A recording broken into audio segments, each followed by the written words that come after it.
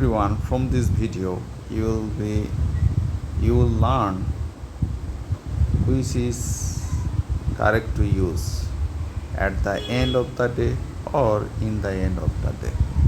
Look, after after end of the day, you will have a of the noun phrase. Okay, of the noun phrase. As we have of and noun phrase, so we have to consider at the end of the day. That is the final part of the day. At the end of the day, we are going to market.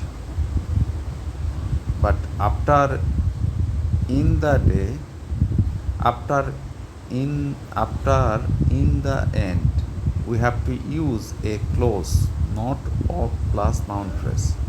We have to use a clause. You know that clause means subject plus verb plus object, or subject plus verb. So after in the end, we need to place a clause, but here there is no clause.